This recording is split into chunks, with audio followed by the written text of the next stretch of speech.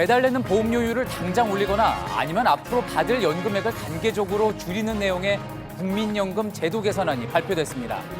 장기적으로는 연금을 처음 받는 나이가 67세로 늦춰지거나 보험료율이 18%까지 올라갈 수도 있습니다. 정부는 다음 달 말까지 정부안을 확정해 10월 정기국회에 제출할 예정입니다. 드루킹의 댓글 조작 공범 혐의로 구속영장이 청구된 김경수 경남도지사의 영장 실질 심사가 오늘 열렸습니다. 서울구치소에서 대기 중인 김 지사의 구속 여부는 오늘 밤이나 내일 새벽에 결정됩니다.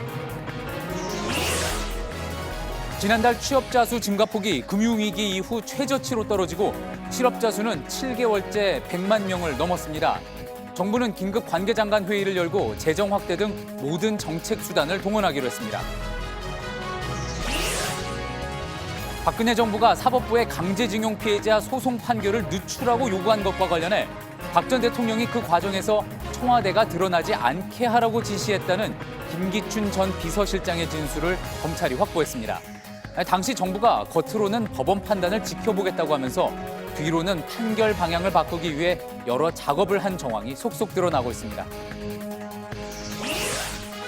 이명박 전 대통령이 오늘 열린 공판에서 자신에게 수십억 원의 뇌물을 줬다는 이팔성 전 우리금융지주 회장 진술에 대해 얼토당토 않다고 반박했습니다. 이 전 대통령은 이 전 회장을 불러 거짓말 탐지기로 확인했으면 좋겠다고도 했습니다. 오늘 서울의 아침 기온이 21.7도에 머물면서 26일 동안 이어지던 열대야가 멈췄습니다. 기상청은 주말까지는 열대야가 없겠지만 다음 주 초 다시 기온이 오를 걸로 전망했습니다. JTBC 뉴스룸 지금 시작합니다.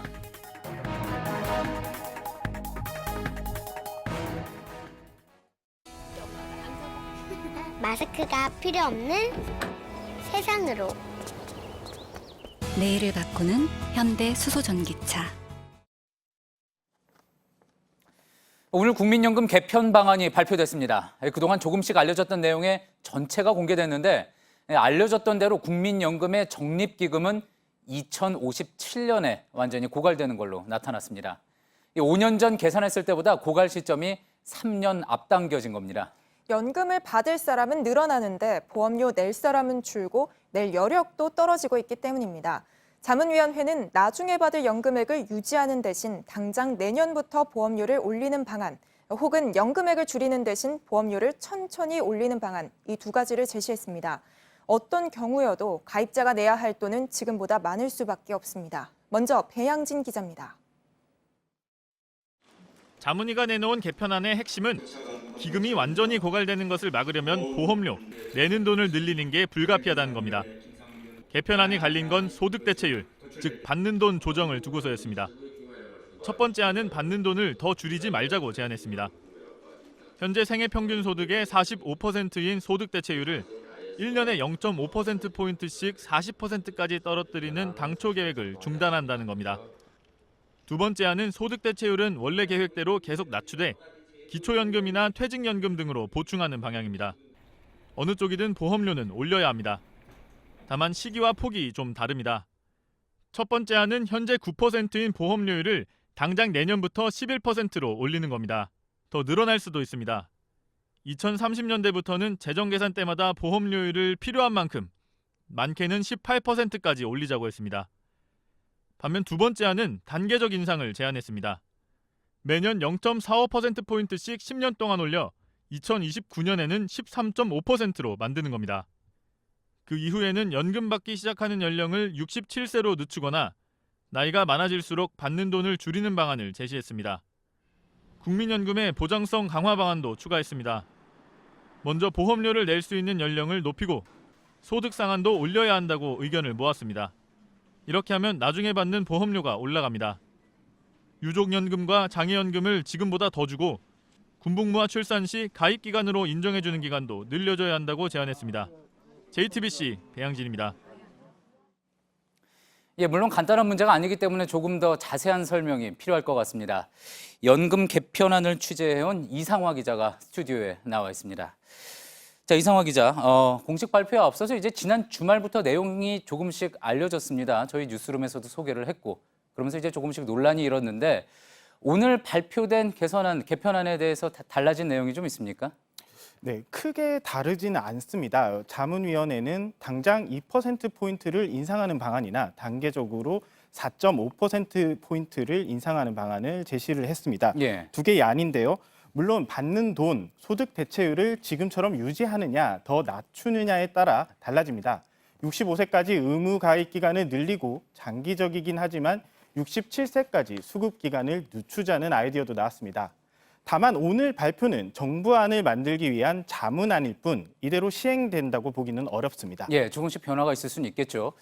가장 큰 관심사는 결국 지금 내가 계속 내는 보험료와 앞으로 내가 받게 될 이 연금액이 어떻게 바뀌겠느냐, 이 부분일 텐데요. 자, 자문위가 이제 두 가지 안을 냈다고 하지 않았습니까? 좀 더 자세히 좀 설명을 해주시죠. 네, 당초 자문위는 이 안에 대해서 한 수십 개의 안이 나왔다고 했습니다. 이 예. 중에서 추려서 결국 두 가지 안이 나온 건데요. 우선 첫째는 소득 대체율, 즉 받는 돈의 비율을 45%로 유지하는 방안입니다. 예, 이렇게 하면 연금 기금 속도는 더 빨라질 수밖에 없습니다. 보험료를 인상하는 방법밖에 없는데 자문위는 내년에 바로 11%로 인상하는 방안을 제시한 겁니다. 조금 자세히 보면은 한 달에 10만 원 국민연금을 내고 있다면 12만 2천 원 정도로 오르게 됩니다. 그래도 충분하지 않기 때문에 2034년엔 12.3%로 한 차례 더 올리게 되고요.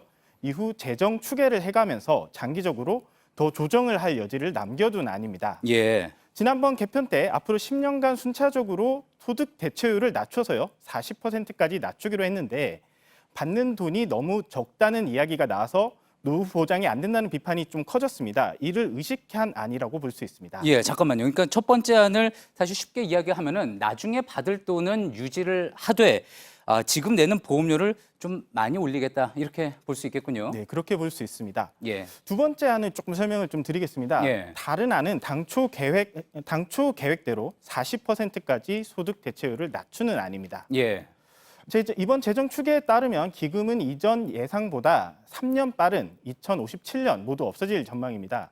그래서 보험료를 10년간 단계적으로 올려 2029년엔 13.5%를 내도록 한 안입니다. 예. 4.5%포인트가 늘어난 거죠.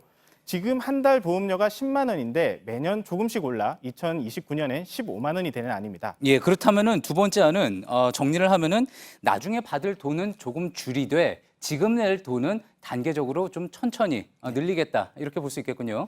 네, 근데 조금 더 봐야 되는 지점이 있습니다. 두 번째 안에서는 장기적으로는 그렇게 13.5%까지 올려도 재정이 예. 부족한 순간이 오게 됩니다. 예, 그때는 혜택을 줄이기로 했습니다. 수급 연령을 67세로 올리거나 연령이 많으면 연금액을 좀 깎는 것을 함께 제시해 둔 상태입니다. 예. 자, 그렇군요.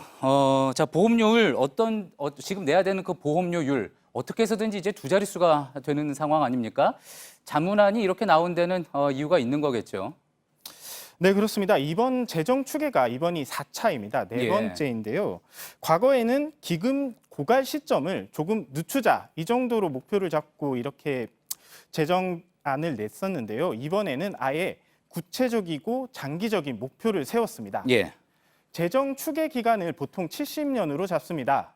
마지막 해인 2088년이 되잖아요. 2088년에도 기금이 그해 연금을 줄 수 있을 수준으로 유지하자는 내용입니다. 이게 만만한 목표가 아닙니다. 사실 연금 기금 고갈 시점을 2057년에서 30년 정도 늦추는 아니기 때문입니다.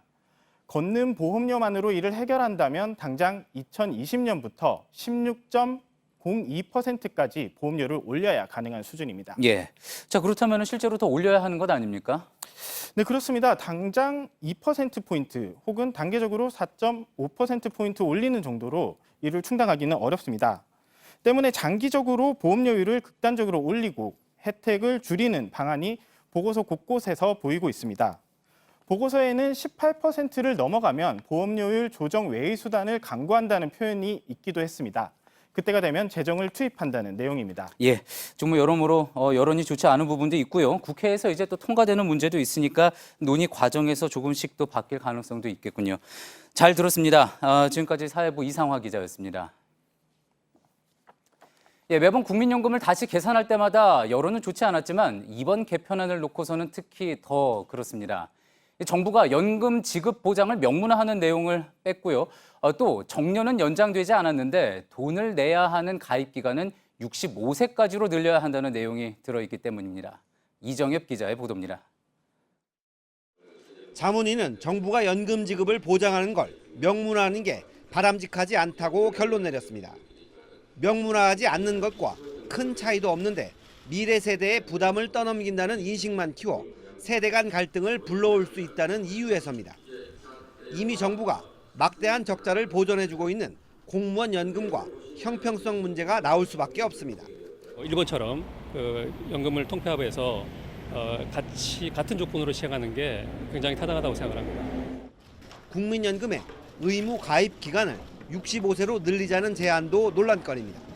물론 소득이 없으면 안 내도 되지만 65세까지 낼 수 있는 사람과 받는 보험료 차이가 커집니다. 형평성 문제를 해결하려면 정년을 연장해야 하는데 이는 국민연금이 손댈 수 있는 문제가 아닙니다. 60세에서 이제 65세로 늘어나지 않는 한 5년 동안 이제 임금 절벽이 오기 때문에 용돈연금 논란도 계속될 전망입니다. 여야 정치권은 2015년 공무원연금 개혁을 하면서 국민연금의 소득 대체율을 높이기로 합의했습니다. 문재인 대통령은 아예 소득 대체율 50%를 대선 공약으로도 내걸었습니다. 하지만 오늘 개편안에선 대체율을 더 낮추는 걸 중단하는 수준에 그쳤습니다. JTBC 이정엽입니다. 예, 오늘 밤이나 내일 새벽 김경수 경남도지사의 구속 여부가 결정됩니다. 오늘 열린 영장실질심사에서 특검은 새로운 자료를 제출했고 김 지사 측은 이 내용에 대해서 반박한 걸로 알려졌습니다. 김 지사는 지금 서울구치소에서 결과를 기다리고 있는데요. 서울중앙지방법원에 나가 있는 취재기자를 연결해 보겠습니다. 정원석 기자, 특검이 새롭게 제시한 정황 증거, 이 네이버 아이디 등으로 접속한 기록이라고 하는데 어떤 의미가 있다고 볼 수 있겠습니까? 네, 김 지사가 2016년 11월 9일 파주 느릅나무 출판사에 머물렀던 시점이 대략 저녁 7시에서 9시 사이입니다. 특검은 이 시간대에 킹크랩 프로그램에서 드루킹 측이 네이버 아이디를 이용해서 접속한 뒤에 댓글에 공감과 비공감을 클릭한 기록을 제시했습니다. 이는 특검이 김 지사를 2차례 소환 조사하는 과정에서는 제시하지 않았던 정황 증거인데요. 이 기록은 김 지사가 방문했을 당시에 킹크랩의 초기 버전이 가동됐다는 것을 보여주는 것으로 김 지사가 시연을 봤다는 것을 입증한다는 게 특검 측 주장입니다. 예, 그러면은 김 지사 측의 반응은 어땠습니까? 네, 김 지사 측은 이 일과는 관련이 없다라는 입장을 분명히 밝혔다고 합니다. 로그 기록이 킹크랩을 통한 접속인지도 불분명하고 또 김 지사가 보는 앞에서 접속을 했는지도 알 수 없기 때문에 김 지사가 킹크랩을 알고 있었다라는 정황 증거로는 불충분하다는 겁니다. 또 김 지사 측은 특검이 관련 기록들을 모두 확보한 만큼 증거인멸 가능성이 없고 또 현직 도지사 신분으로 도주의 우려가 없다면서 구속될 이유가 없다고 주장했습니다. 예, 그렇군요. 자, 영장실질심사가 오전 10시 반부터 2시간 반 정도 진행됐다고 했죠. 그러면은 이제 구속 여부는 지금 저희가 뉴스를 하고 있는 동안 나올 것 같지는 않고 통상 시점으로 볼 때 오늘 밤 안에 나오게 되겠죠? 네, 특검 측이 법원에 제출한 자료가 영장 청구서와 수사 기록 등으로 여행용 가방 1개에 들어갈 정도의 분량인데요. 오늘 밤 안에는 결과가 나올 가능성이 큰 것으로 예측됩니다. 지금까지 서울중앙지법에서 JTBC 정원석입니다. 일자리 상황이 심상치 않게 돌아가고 있습니다. 지난달 취업자 수가 1년 전과 비교해 단 5천 명이 늘어나는데 그치면서 금융위기 직후였던 2010년 이래 최저치를 기록했습니다. 취업자 증가폭이 6개월 전엔 30만 명대, 한 달 전만 해도 10만 명대였으니 가히 쇼크라고 할 만합니다. 정부도 크게 놀란 모습입니다. 여름 휴가를 떠났던 김동연 경제부총리까지 돌아와 긴급 대책회의를 열었습니다. 도대체 고용 지표가 왜 이렇게 나빠진 건지, 대책은 뭔지 짚어보겠습니다. 먼저 정재우 기자입니다. 취업자는 2,708만 3천 명으로 전년 동월 대비 5천 명 증가했습니다. 5천 명, 지난달 취업자 증가폭입니다. 불과 한 달 전만 해도 10만 6천 명이었는데 갑자기 뚝 떨어진 겁니다. 글로벌 금융위기 영향으로 취업자가 줄었던 2010년 1월 이후 가장 나쁜 상황입니다. 실업자도 104만 명으로 1년 전보다 8만 명 넘게 늘었습니다. 올해 들어 실업자 수가 100만 명 밑으로 떨어진 적이 없습니다. IMF 외환위기 시절 이후 처음 있는 일입니다. 노동시장의 허리 역할을 하는 40대 취업자 수도 외환위기 이후 가장 큰 폭으로 줄었습니다. 이렇게 고용 상황이 나빠진 것은 제조업 분야 취업자가 줄어든 탓이 큽니다. 조선, 자동차 기업 구조조정 등으로 12만 7천 명이나 감소했습니다. 숙박과 음식업 분야에서도 취업자 수가 많이 줄었습니다. 정부도 이런 상황을 심각하게 받아들이고 있습니다. 김동연 경제부총리는 고용지표가 나오자마자 여름 휴가를 취소하고 긴급회의를 열었습니다. 정부는 고용부진 상황이 매우 엄중하다고 보고 가능한 정책 수단을 모두 동원하겠다는 입장입니다. 일자리 사업과 추경, 4조 원 규모의 재정 보강 패키지 등도 속도를 내기로 했습니다. JTBC 정재우입니다. 최근 가장 눈에 띄는 건 제조업과 자영업 일자리가 동시에 줄고 있다는 겁니다. 대규모 구조조정으로 제조업 근로자들이 떠나면 주변 가게 매출이 줄어들면서 자영업 일자리까지 사라지는 겁니다. 이현 기자가 그 현장을 다녀왔습니다. 한국 GM 부평공장은 구조조정으로 정규직 200명, 비정규직 150명을 해고했습니다. 지난달 노사가 제2공장 근무 체제를 주야 2교대에서 주간 1교대로 바꾸는 데 합의해 일자리 1,000개가 더 줄어들게 됐습니다. 이 중에서도 비정규직 노동자 150명 이상이 먼저 인력 감축 대상이 될 거란 우려가 나옵니다. 정규직 노동자는 전환 배치를 통해서 일자리가 유지되겠지만은 비정규직 노동자들은 그러한 생존권에 대한 부분들이 빠져 있기 때문에 공장 일자리가 줄면서 지역 경제도 타격을 입었습니다. GM 직원들로 붐볐던 상가들도 보시는 것처럼 요즘은 한산합니다. 그 직원들이 일단 밖으로 잘 안 나옵니다. 점심시간 되고 퇴근 시간 돼도 최저임금이 올라가면서 저희 식당들도 많이 지금 힘든 상태고. 어려워요. 말도 못하게 어렵네요. 지금 우리가 호월 장사하는데 배달을 하잖아요. 배달을 해도 안 돼요. 지난 3월 성동조선해양이 법정 관리에 들어가며 통영안전공단 상권도 폐허가 됐습니다. 문을 닫은 음식점이 대부분이라 아직 장사를 하는 몇몇 가게들이 영업합니다 현수막을 내걸 정도입니다. 과거 제조업 노동자가 일자리를 잃으면 흔히 자영업자로 변신해 생계를 이어갔습니다. 하지만 모든 걸 휩쓸어가는 대규모 구조조정 태풍 앞에 이마저도 시도하기 어려워졌습니다. JTBC 이현입니다. 네, 그렇다면 일자리 사정이 왜 이렇게 나빠진 건지 정부의 대책은 또 뭔지 경제산업부 송지혜 기자와 이야기 나눠보겠습니다. 송 기자, 올 들어 이 고용 지표가 악화되는 조짐은 계속 보여왔지만 지난달 급격히 안 좋아졌습니다. 특별한 이유가 있는 건가요? 네, 고용은 흔히 경제 활동의 결과물이라고 말을 합니다. 경기가 좋아서 투자와 소비가 활발하게 일어나면 일자리가 자연히 늘죠. 그런데 지금은 반대의 경우입니다. 이 경기가 둔화되는 조짐이 나타나면서 경제 주체들이 선뜻 투자와 고용에 나서지 못하고 있는 겁니다. 이 앞서 보신 대로 자동차와 조선업의 구조조정 여파가 지속되면서 지난달 이 제조업 취업자 수만 약 13만 명 줄었습니다. 지난달 자동차 수출도 1년 전보다 13.5%, 선박은 무려 73.4% 줄었습니다. 이 전체 수출은 여전히 늘고는 있지만 사실 반도체가 독주하면서 나타나는 착시 효과가 큽니다. 소비도 크게 살아나지 않고 있습니다. 6월 전체 산업 생산은 전월 대비 0.7% 줄었고 이 설비 투자와 건설 투자는 각각 5.9%, 4.8% 줄었습니다. 이 논란이 많았던 최저임금 인상 영향에 대해서도 정부는 일부 업종과 계층에 영향이 나타나고 있다, 이렇게 분석하고 있습니다. 네, 또 근데 이 생산 가능 인구 자체가 줄어들면서 취업자 증가폭이 따라서 줄어든 측면도 있다. 이제까지 정부는 이런 설명을 좀 내놨잖아요. 혹시 이 부분이 실제 그런지 분석을 좀 해봤습니까? 네, 그런 영향이 있습니다. 15세에서 64세까지를 정부가 생산 가능 인구로 분류를 하는데요.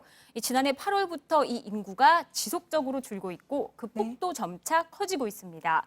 다만 이달엔 인구 변화의 영향을 받지 않는 고용률까지 떨어져서 단순히 인구 탓이다라고 하기는 어려워졌습니다. 이 고용률은 15세 이상 중에 취업자의 비율인데요. 7월은 61.3%로 1년 전보다 0.3%포인트 떨어졌습니다. 이것도 3년여 만에 가장 많이 떨어진 겁니다. 그렇다면 여러 요인이 겹쳐져서 이렇게 고용지표가 악화됐다는 건데 그렇다면 하반기에도 상황은 나아지지 못할 것으로 보이네요. 네, 하반기 전망도 그리 밝지는 않습니다. 지난달 취업자는 1년 전보다 5,000명, 0.0% 늘었는데요. 일부에선 하반기에는 금융위기 직후 때처럼 마이너스, 즉 이 취업자 숫자 자체가 줄어들 수 있다. 이런 우려까지 하는 사람도 있었습니다.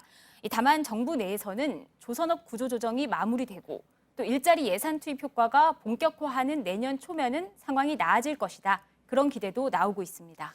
네, 그런 기대도 일각에선 나오곤 있지만 이 고용 쇼크라는 말까지 나온 만큼 정부가 서둘러 대책을 세워야 할 것으로 보이는데 정부 대책으로 나온 건 좀 있습니까? 네, 고용 상황이 악화되면 아무래도 이 취약계층이 가장 먼저 타격을 받습니다. 그 충격을 줄여주기 위해서 일단 재정을 더 풀 계획입니다. 일자리 사업의 속도를 높이고 실업급여도 현재 평균 임금의 50%에서 60%로 늘리는 등 사회 안전망도 확충을 할 계획입니다. 또 내년 정부의 총 지출 규모도 당초 계획보다 늘릴 방침입니다. 다만 이런 재정 대책의 효과는 일시적인 이 충격 완화에 그칩니다. 결국은 민간에서 새로운 일자리가 많이 만들어져야 하는데요. 이를 위해서 최근 청와대가 주도하고 있는 혁신성장, 또 규제개혁 드라이브도 더욱 속도를 높일 전망입니다. 네, 송지혜 기자였습니다. 상가건물 임대차 보호법, 세입자가 상가 건물에 대한 계약 갱신을 요구할 수 있는 기간을 법으로 보장해 이 기간 동안은 건물주가 마음대로 임대료를 높이거나 계약을 해지할 수 없도록 하는 법입니다. 여야는 이 기한을 현행 5년에서 더 늘리는 개정안을 이번 달 임시국회에서 통과시키기로 잠정 합의했습니다. 다만 몇 년으로 할지에 대해선 의견이 엇갈리고 있는데 강희연 기자가 전해드립니다. 지난 6월 세입자였던 한 족발집 사장이 건물주에게 망치를 휘둘렀습니다. 5년 임대 계약이 끝난 뒤 건물주가 임대료를 대폭 인상하며 나가라고 요구하자 갈등 끝에 벌어진 일입니다. 여야는 이 사건으로 상가건물 임대차 보호법 개정 요구가 커지자 이번 달 임시국회에서 처리하기로 합의했습니다. 상가건물 임대차 보호법 개정안은 법적으로 보장하는 세입자의 임대계약 갱신 요구 기한을 현행 5년에서 더 늘리는 내용을 담았습니다. 여야는 이 같은 개정 입장에는 의견을 모았지만 기간을 두고는 팽팽한 입장 차이를 보입니다.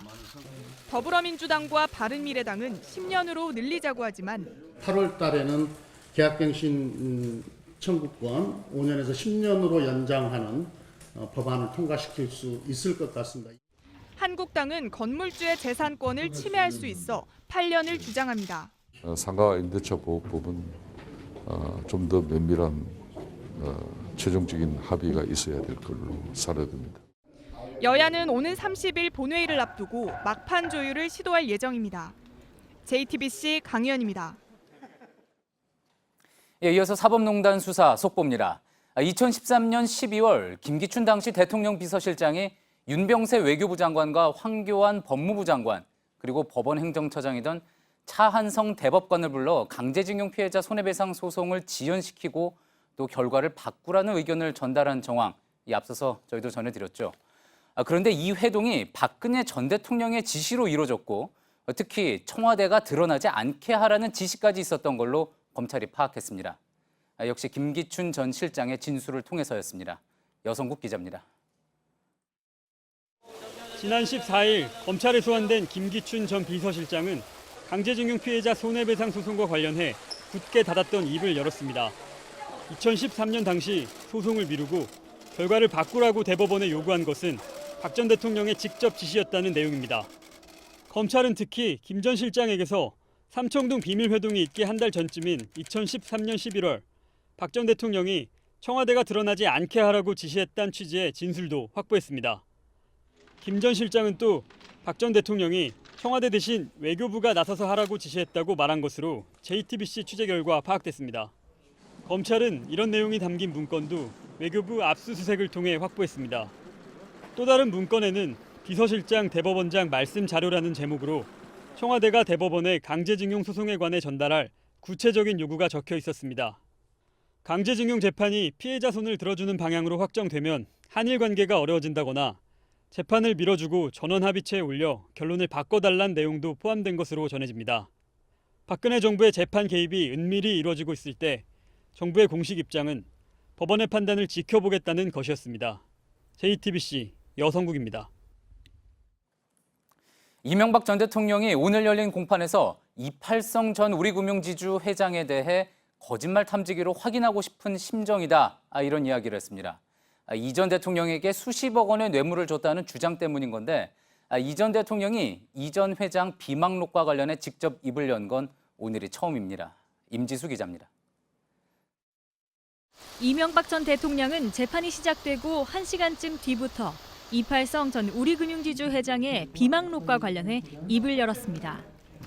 비망록은 얼토당토 아닌 이야기라고 말한 뒤 나를 궁지에 몰아넣기 위해 그렇게 진술한 것 같다고 주장했습니다. 그러면서 이 전 회장을 불러 거짓말 탐지기로 확인하고 싶은 심정이라고도 했습니다. 또 이 전 회장은 대통령 선거 때 한 번도 얼굴을 비치지 않았다면서 자리를 챙겨줄 대선 공신도 아니라는 취지로 주장했습니다. 앞서 검찰이 공개한 이 전 회장의 비망록에는 나는 그에게 약 30억 원을 지원했다. 산업은행장 자리, 대통령이 긍정적이라고 함이라고 적혀 있었습니다. 또 이명박과 인연을 끊고 다시 세상살이를 시작해야 하는지 여러 가지로 괴롭다며 청탁이 성사되지 않아 원망하는 내용 등이 담겼습니다. 비망록은 이 전 대통령 측의 감정 요청으로 국립과학수사연구원이 정밀 분석할 예정입니다. JTBC 임지수입니다. 4대강 사업이 사실상 대운하 사업이라고 국민들에게 알려 징계를 받았던 김희태 박사, 기억하실 겁니다. 얼마 전 저희 보도에서도 징계는 물론 사찰까지 받았던 정황을 털어놨었는데요.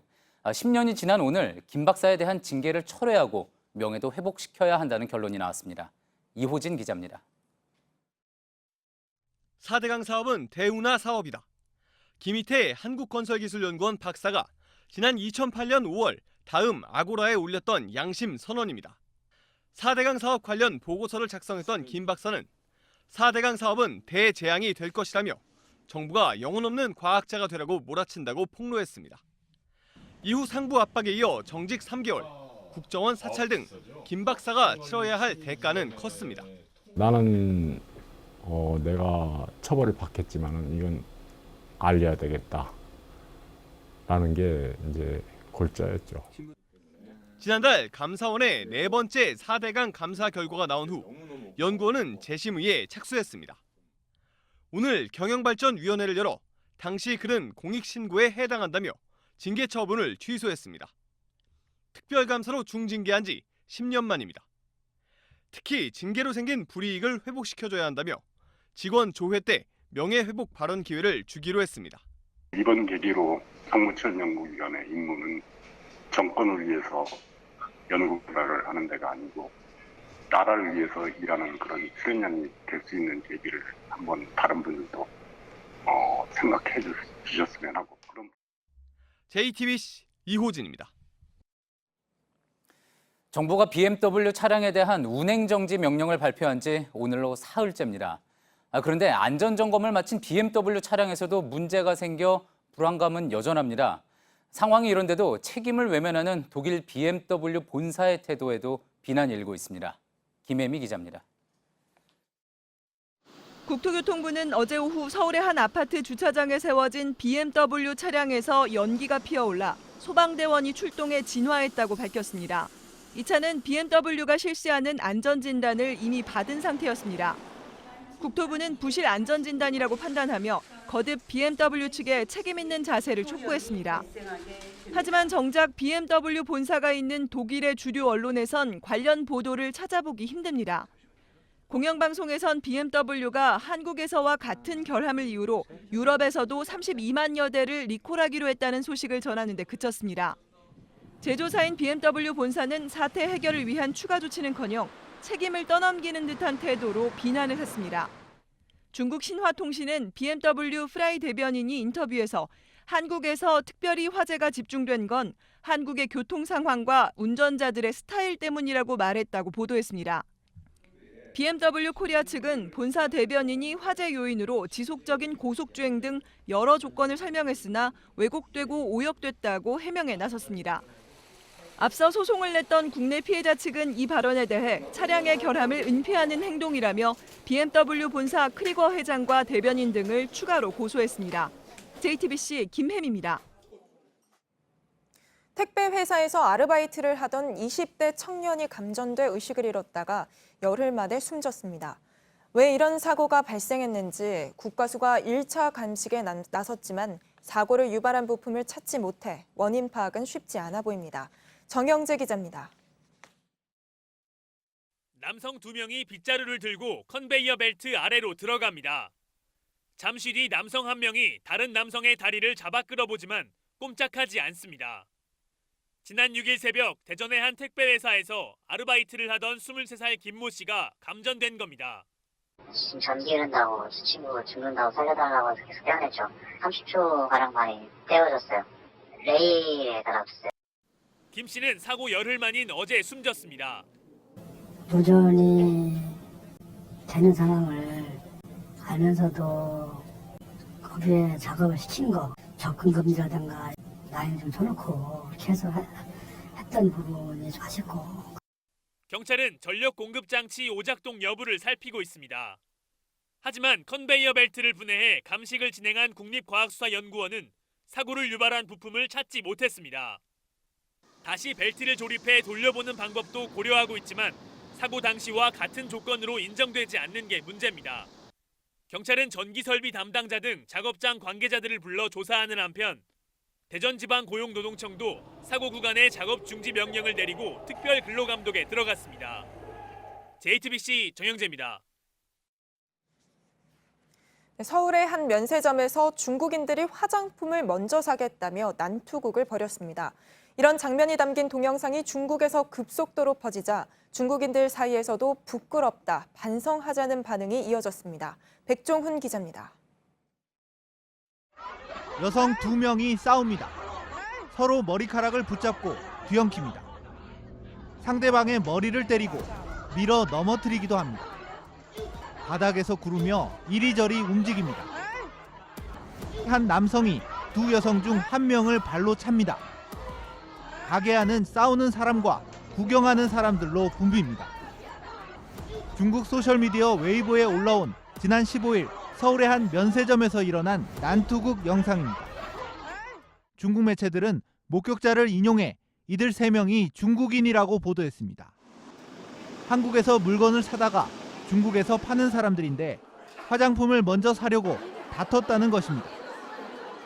한 여성을 때린 남성은 다른 여성의 남편으로 전해졌습니다. 영상이 공개되자 중국 네티즌들은 중국 망신이라며 부끄러워했습니다. 소셜미디어 웨이보엔 자국민의 행동을 비판하는 중국인들의 글이 올라왔습니다. 중국 네티즌들은 이들이 귀국하는 것을 막아야 한다는 말도 했습니다. JTBC 백종훈입니다.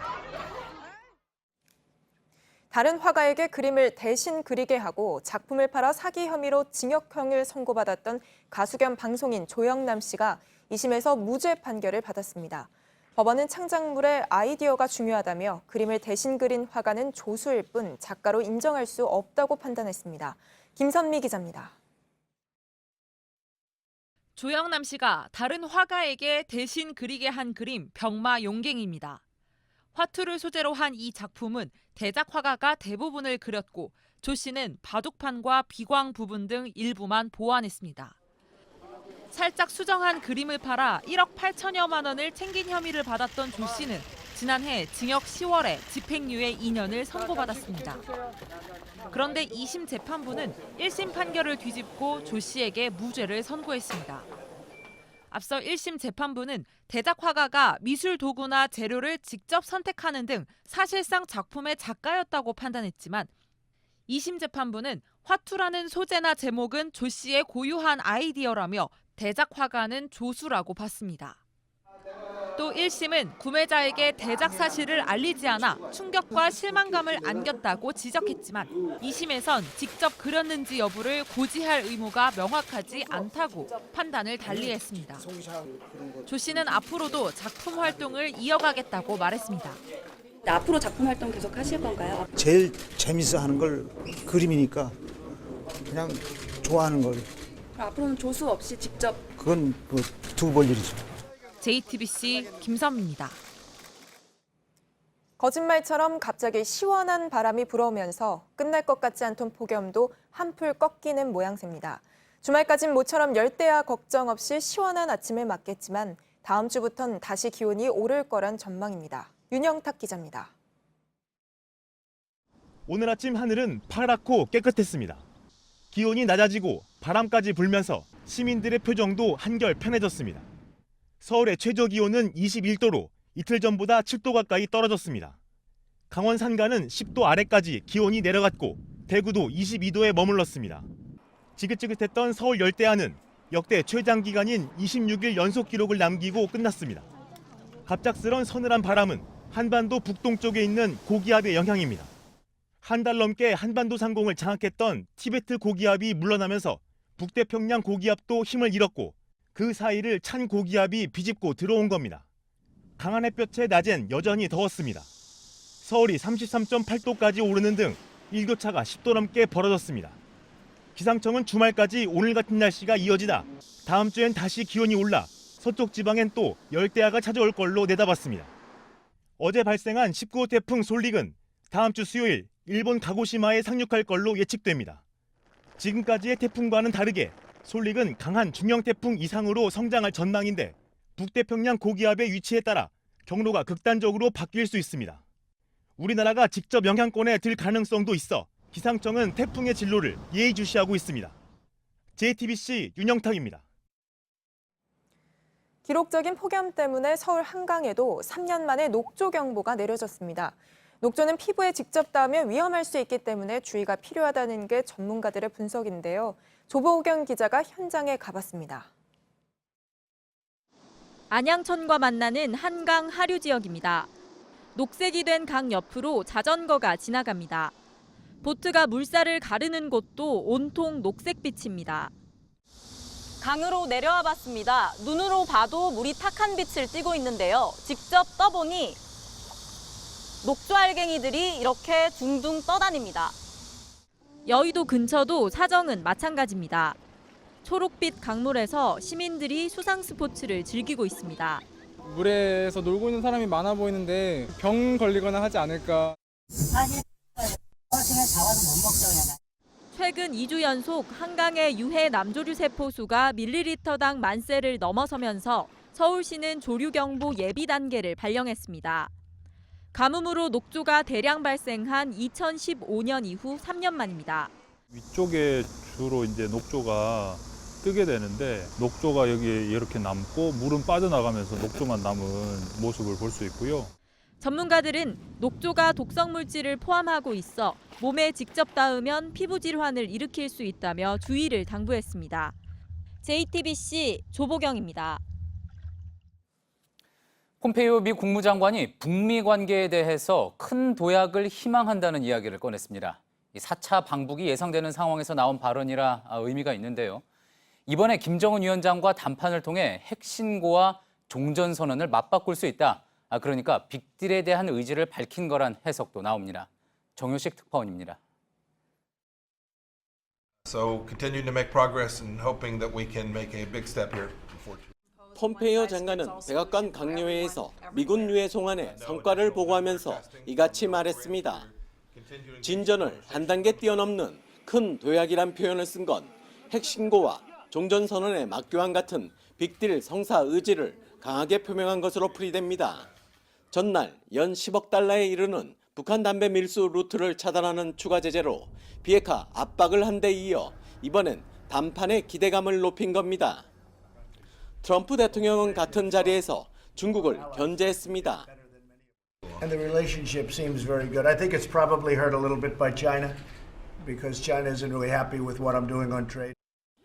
중국이 종전선언 참여 목소리를 높이며 북미 빅딜에 개입하려는 시도에 대해 부정적 입장을 밝힌 것이란 분석입니다. 이와 관련 중국을 방문 중인 국회 외교통상위원회 간사단은 장예수이 중국 전인대 외사의 주임의 말을 인용해 중국이 종전선언 참여를 미국에 제안했다고 전했습니다. 워싱턴에서 JTBC 정효식입니다. 예, 평양에서 열리는 국제 유소년 축구 대회를 참관한 우리 방북단 지금 북한에 머물고 있습니다. 여기서 북한에서 초등교사를 양성하는 기관의 모습이 처음으로 공개됐습니다.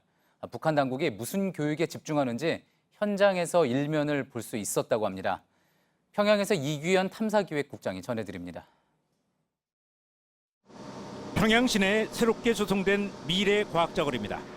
과학기술단체와 기상연구소 등이 위치해 있습니다. 원자 핵을 형상화한 55층짜리 주상 복합 건물도 눈에 띕니다. 미래과학자거리를 거쳐 평양 교원대학에 도착합니다. 우리의 서울교대입니다. 흰 교복 차림의 대학생들이 보입니다. 거의 대부분이 여학생입니다. 어린이를 키우는 교육자니까 아무래도 유성 비율이 많습니다. 여기는 유치원 교사와 초등교사를 양성하는 평양 교원대학입니다. 김정은 위원장 시대 들어 고등교육보다 초등교육을 더 강화하고 있습니다. 가상현실 교육장입니다. 3D 물고기로 생물을 가리킵니다. 곳곳에서 IT 기술을 활용합니다. 이번엔 원격 시스템을 이용해 영어를 가리키는 교육장. 10여 개 지역이 동시에 접속해 있습니다. 뭐다지? 이것들은 무엇이냐? 뭐다지? 어쨌든 사치고 맞어? 뭐다지? 최근 북한에선 만 7살부터 영어 교육을 시작합니다. 또 다른 교실에선 대학생과 어린 학생들이 함께 수업을 받습니다. 한 초등학생이 자신이 조립한 무한 궤도차 모형을 설명합니다. 그래서 1화 버튼은 검은색만 수감하면서 검은색 곡선 자리끼를 따라갑니다. 흥미로운 점은 초등학교 5학년이 되면 영어로 과학 발표를 해 두 교육을 접목한다는 겁니다. 김정은 시대 들어 고등교육보다 초등교육을, 그것도 과학기술과 영어 두 교육에 집중하고 있습니다. 평양에서 JTBC 이규현입니다. 정부가 결국 갑질 경영으로 물의를 일으킨 진에어의 면허를 취소하지 않기로 했습니다. 대신 총수 일가의 갑질을 근절할 때까진 신규 노선 진출 등 사업 확장을 일체 허락하지 않기로 했습니다. 하지만 지난 땅콩 회항 때처럼 총수 일가의 면죄부만 주고 흐지부지 되는 것 아니냐는 우려도 나옵니다. 전다빈 기자입니다. 국토교통부는 진에어 면허를 취소했을 때 부작용이 더 크다고 봤습니다. 이는 면허 취소로 달성 가능한 이익보다 근로자 예약계획 소액 주주 및 업계 피해 등 사회 경제적인 부정적 파급 효과가 더 크다고 판단하였기 때문입니다. 대신 총수 일가에 갑질을 뿌리 뽑지 않으면 앞으로 새 노선이나 신규 항공기를 등록해주지 않겠다고 했습니다. 과거에 진에어 임원이 아닌 교양호 일가가 막 사인을 하고 그랬잖아요. 관행을 끊지 않으면 그 사업 확장이나 이런 부분은 더 이상 진에어에 허용하지 않겠다는 정부의 강한 의지입니다. 진에어 직원들은 잘못을 저지른 건 총수 일가인데 결국 또 직원들이 피해를 본다면서 반발했습니다. 그 영업을 막음으로써 손해나는 것은 결국 또 저희 직원들이 받게 될 텐데 가장 필요한 것은 총수 일가가 물러나 주는 거예요. 총수 일가가 나와서 대국민 사과하고. JTBC 전다빈입니다. 지금 중학교 3학년인 학생들이 고3이 되는 2022년에는 정시 전형으로 선발하는 정원이 지금보다 최소 5천 명 이상 늘어납니다. 교육부는 오늘 수능 위주 전형을 30% 이상으로 늘리는 내용을 담은 대입제도 개편안을 발표했습니다.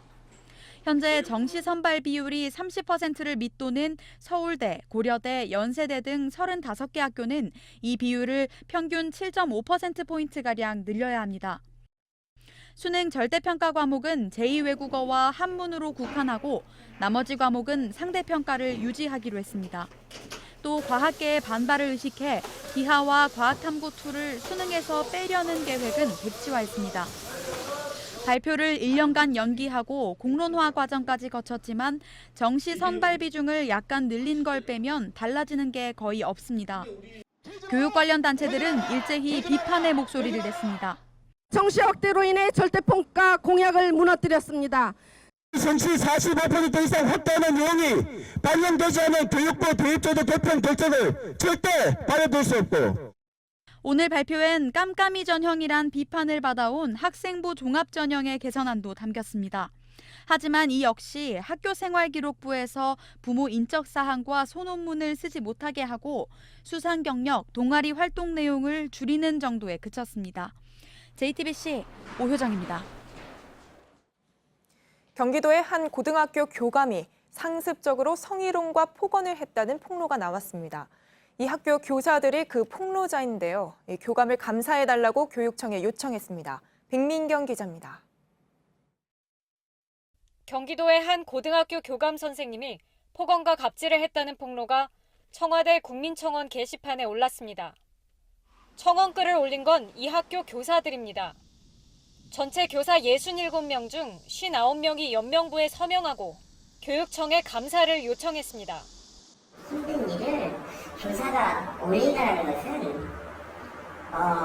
생각해 줘야 돼요. 어떠한 고통이 있었길래 저렇게 했었을까에 대해서 미로 짐작을 한번 해줘야 된다고 생각해요.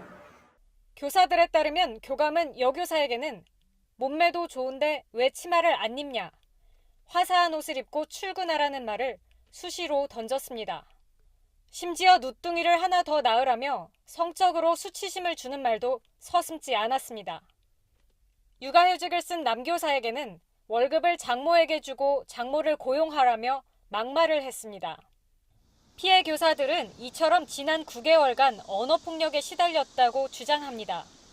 교감에게 말을 조심해달라며 여러 차례 고통을 호소했지만 나아지지 않았습니다. 또 개인적인 일에 교사를 호출해 운전을 시키는 등 갑질도 했다고 교사들은 주장했습니다. 이에 대해 해당 교감은 문제를 인식하고 여러 번 사과 노력을 했다며 도의적인 책임을 통감하고 사과드린다고 밝혔습니다.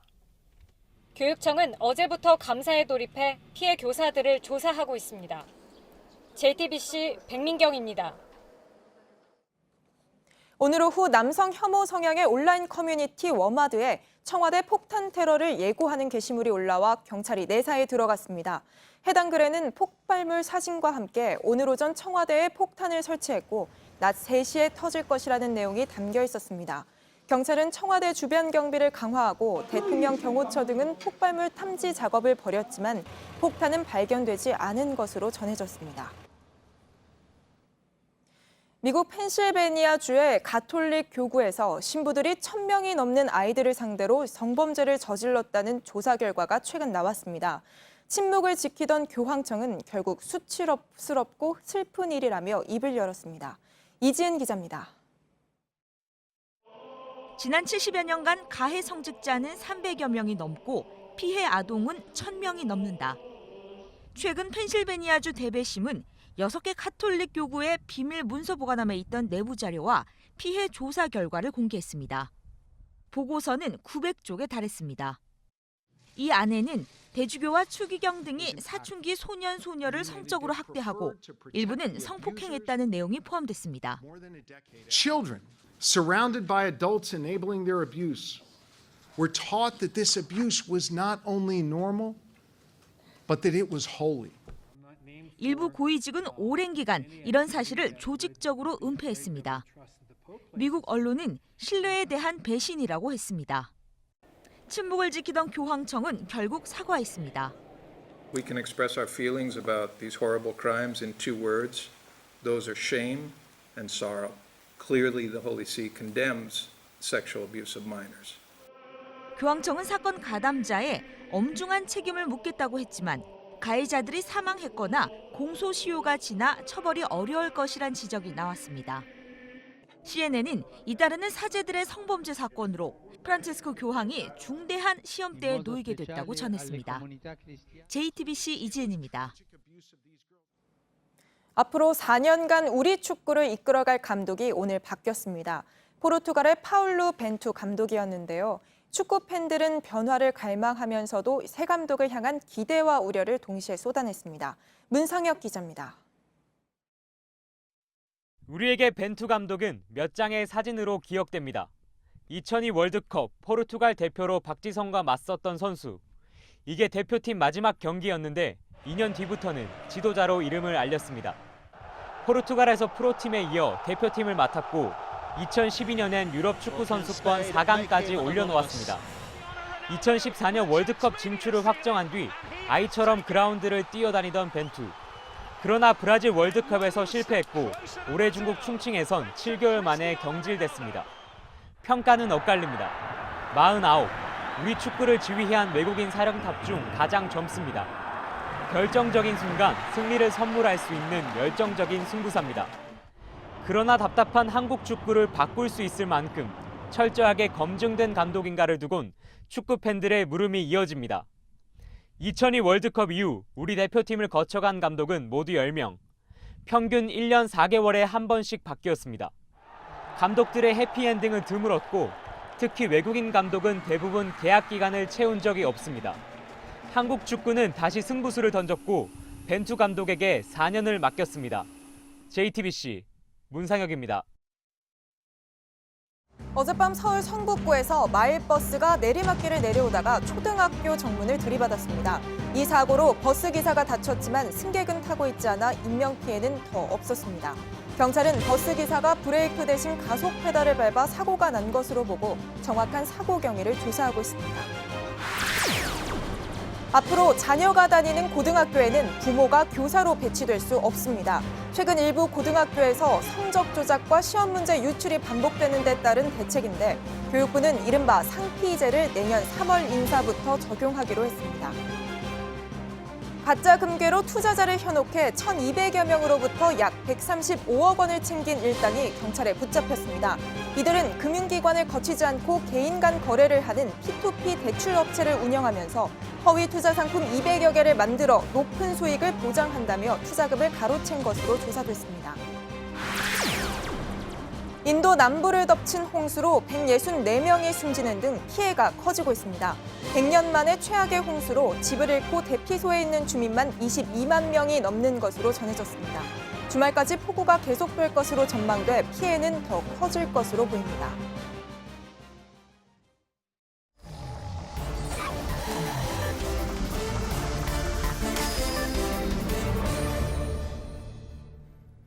예, 금요일 비하인드 뉴스 안지연 기자가 나와 있습니다. 안지연 기자, 첫 번째 주제부터 볼까요? 네, 첫 번째 키워드 김경수 설전입니다. 예, 김경수 경남지사. 앞서 저희가 이제 중계에서도 말씀드렸지만 구속 여부가 이제 오늘 밤이나 내일 새벽에 결정되지 않습니까? 여의도에서 이를 두고 이제 오늘 하루 종일 경론이 벌어졌다고 하죠. 네, 그렇습니다. 여야 모두 법원의 현명한 판단을 기대한다 이렇게 얘기했지만 속내는 물론 전혀 다릅니다. 예. 먼저 여당은 구속영장은 기각돼야 하고 오히려 특검을 특검해야 할 때 이런 입장인데요.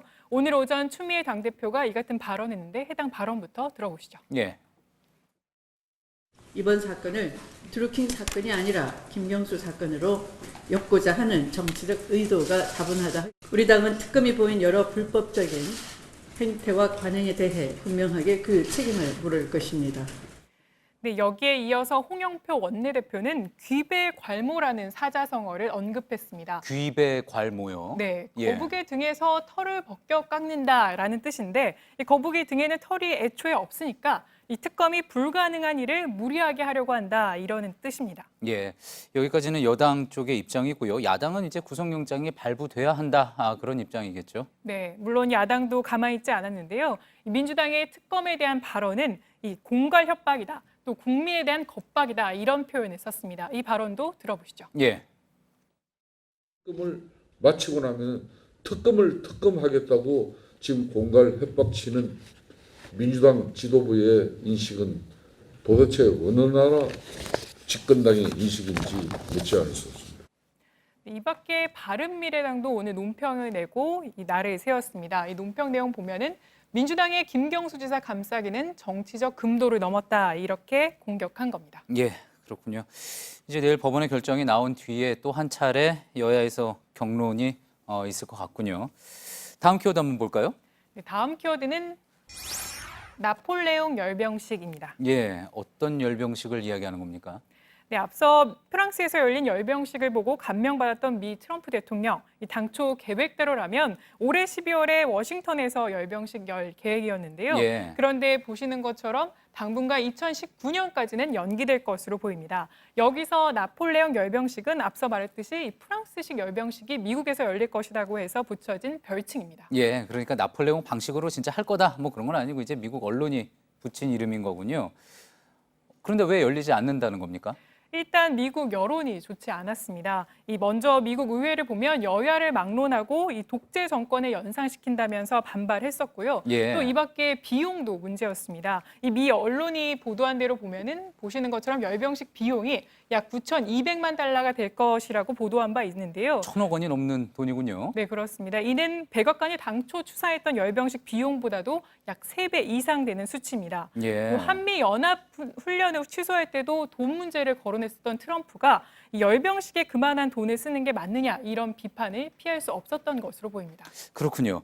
자, 그런데 미국에서는 그동안 이제 뉴스 외신을 보면은 미국에서 어떤 군사 퍼레이드 열병식이 열리는 것 많이 보지 못한 것 같습니다. 네, 미국에서도 흔한 일은 아니었는데요. 가장 마지막으로 열린 열병식이 1991년이었습니다. 저희가 예. 영상을 준비해봤는데요. 보시는 것처럼 조지 H.W. 부시 행정부가 이 걸프전 승전 축하를 위해서 열었던 바 있었습니다. 예. 이처럼 미국에서도 열병식이 흔했던 건 아니지만 미 트럼프 대통령 그동안 열병식 마니아라고 불릴 만큼 다른 나라에서 군사 퍼레이드를 볼 때마다 극찬을 보냈는데요.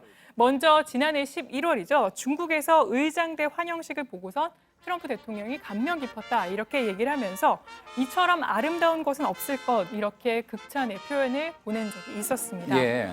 또 그에 앞서서 지난해 7월에는 프랑스 상제리제 거리에서 열린 열병식을 보고선 내가 본 최고의 열병식 중에 하나였다. 프랑스 정신을 보여주는 대단한 행사다 이렇게 극찬을 표현한 바 있었습니다. 예.